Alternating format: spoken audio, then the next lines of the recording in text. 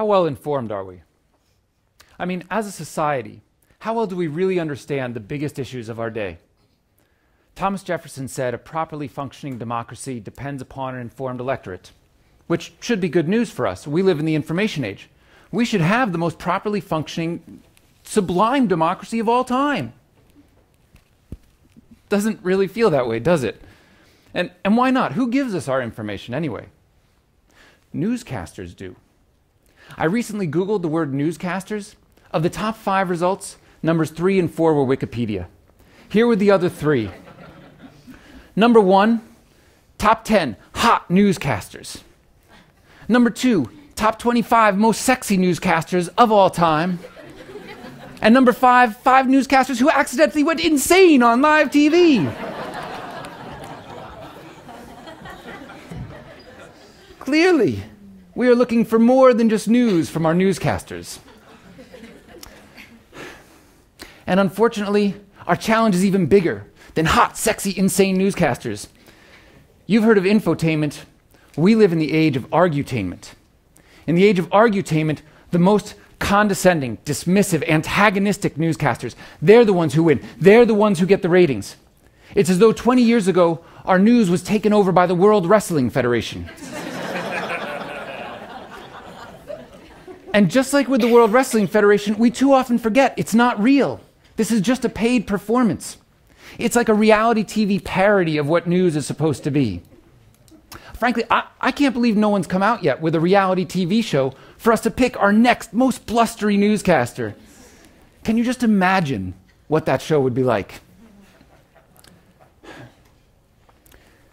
We face challenges with misinformation in our society. These shows, they do an amazing job of getting us worked up, but they don't generally help us build the deep understanding necessary for us to deal with our very important and complex challenges. Misinformation is this deep-rooted cause of some of the biggest challenges we face. If we were better informed, we would make better decisions about everything. War, economy, environment, you name it. So, about 2 years ago, I started asking a very simple question. Based on what? Based on what do you believe what you believe? Based on what have you drawn that conclusion? Now, this simple question was supposed to show the people around me that they lacked the facts for the arguments they were making. What I really discovered was how often my own answer was, I don't know, but I'm sure that I'm right. Of that much I am certain. But what if we as a society could get better at recognizing where we lack the evidence to justify the strength of our convictions? So, for years, I've struggled with this belief that misinformation was one of these deep-root causes, and our certainty in our misinformation was even a bigger cause for the challenges that we face. But I didn't know what I could do about it. At the same time, I was very involved in my local school district. I used to go to all of our school board meetings. I got very used to these large, empty auditoriums with 5 or 10 parents in attendance. And then in December of 2012, about 50 miles from where I live, the Newtown tragedy occurred. Our next school board meeting was very different. Over 150 parents packed the auditorium, vehemently urging the school board to adopt new security measures. They wanted every school to have an armed principal and a gun locker. They wanted every classroom to have bulletproof glass and panic buttons. This was not how I thought we should be spending our education dollars. But I didn't just want to stand up and say, I disagree. I wanted to have an answer to the question, based on what? I wanted to have evidence to back up my beliefs. So I sat there punching away on my phone, trying desperately to find some information. Couldn't find what I was looking for. I went home that night and I got on the computer and finally found what I wanted, buried deep in the Center for Disease Control website. And I built this chart to bring to our next meeting. This chart shows for the 10 years leading up to Newtown, the average number of teen deaths in the United States from 2 causes. Each year, on average, 17 kids die from school shootings. This is tragic. At the same time, over 1,800 kids die every year from suicide.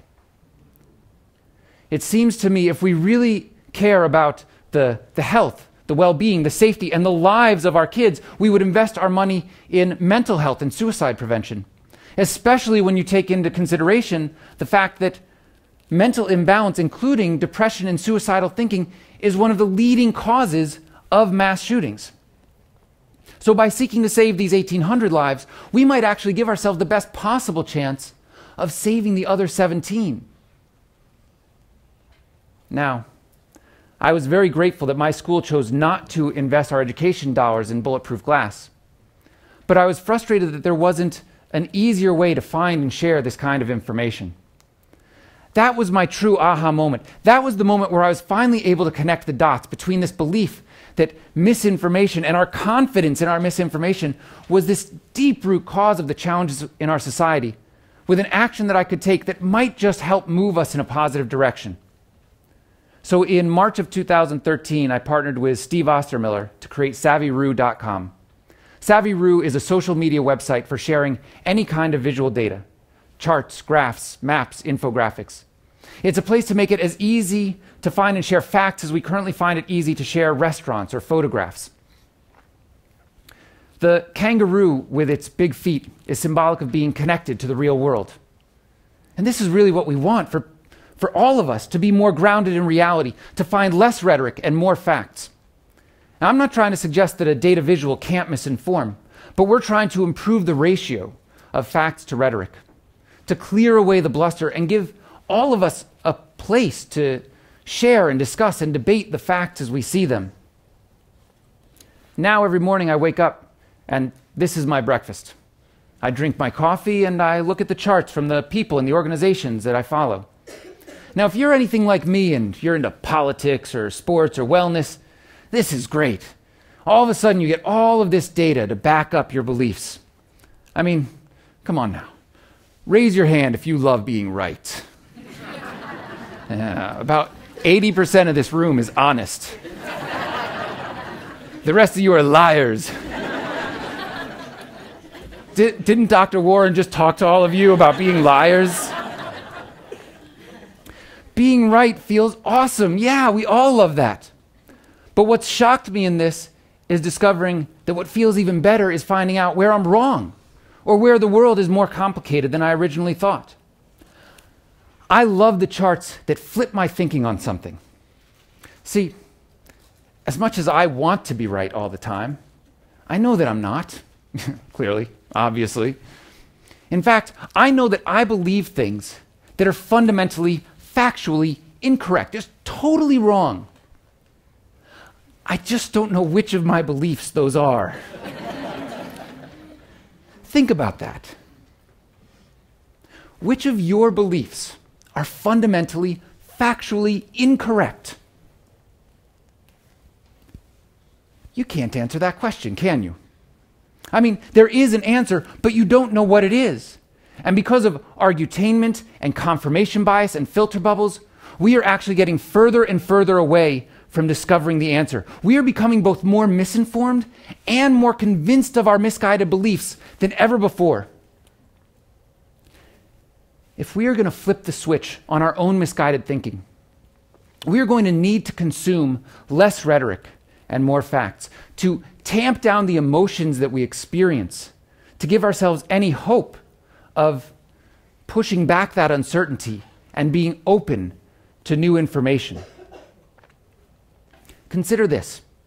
This is from a Pew Research Center study of how divisive different characteristics are in our society. The higher the score, the more divisive the characteristic. So in 1987, you can see that people of different races viewed the world relatively differently, as did people of different educational experiences, less so for income, religion, and gender. In 2012, you see some minor adjustments, but no major changes. But there are a couple of missing bars. Look at what happened. A middle-of-the-road variable in 1987 becomes far and away the most divisive characteristic we have in our society. How could that be? What is that variable? Politics. Political party has become by far the most divisive characteristic of our time. And every vitriolic op-ed posted to Facebook, every newscaster rant, every politician who brands the opposition as an enemy fuels this fire. We are being taught to care more about winning the debate than we do about creating informed discussion, to value the argutainment more than we value the issues themselves. Now, I would love to suggest that we ban argutainment altogether. If we were smart, we would. But I'm not sure we can. It's like a guilty pleasure. It's too much fun for us to get rid of. But if argutainment is like the carbs of our news diet, we need a protein fix. Something that gives us a straight shot of facts to balance that out. Carl Sagan said, "Extraordinary claims require extraordinary evidence." It seems we live in a world where the opposite is true. We are being taught to value news that is sensational, frightening, and divisive, no matter how shallow or empty those claims may be. But it doesn't have to be that way.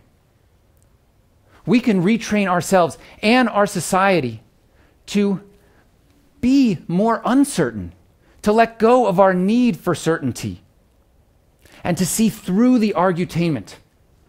Together, let's become that countervailing force. Let's ask the question based on what, and encourage more evidence-based discussion and debate. And let's adjust our news diet.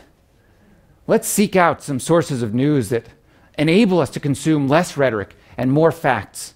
And if we do these things, and if we spread them to others, we can move past this age of argutainment. We can get informed in a way that actually brings us together in the way we view the world, in how we see one another, and how we solve our biggest challenges. Thank you.